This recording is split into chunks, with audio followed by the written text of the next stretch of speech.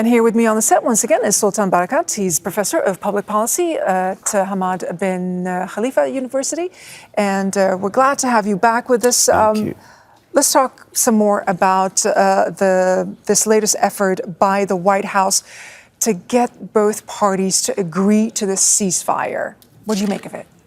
Well, the statement that has come in the name of a group of countries, I think it falls short of providing the Palestinians with some kind of guarantee as to how Israel is going to implement the three-phase approach and stick to it.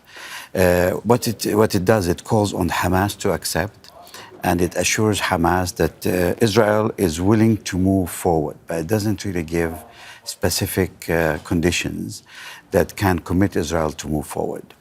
The Palestinians can only judge Israel by its actions and by the statements that are coming out from Netanyahu and his cabinet. And both have not been really positive. Ever since Biden put forward the plan on the 31st of May, there's been many massacres on the ground. The Israelis themselves question whether that plan is approved by Israel.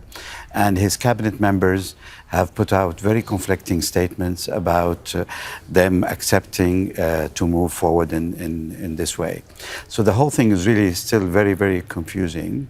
And all what it does is it's a diplomatic pressure, mostly on the Palestinians, I think, to try and get them to accept that plan. Let's turn our attention now to a major flashpoint in an area of significant concern, the border between Yes. Lebanon and Israel. We've seen an uptick in exchanges, fire exchanges between Hezbollah and Israel. How worried are you? I mean, there's now talk about, the possibility, the potential for an all-out war. I mean, what would that mean for Lebanon?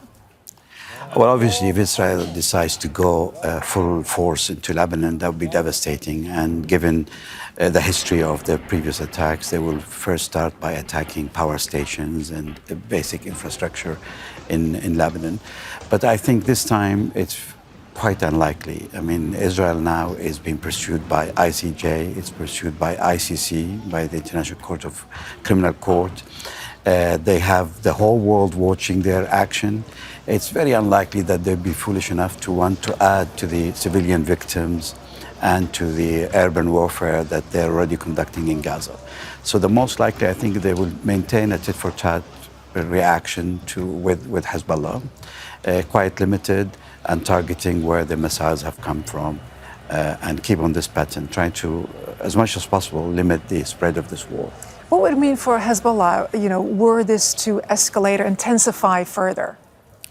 Well, if it does, I mean, Hezbollah holds, as you know, something like 150,000 missiles. That's the estimate that is often given about its military power.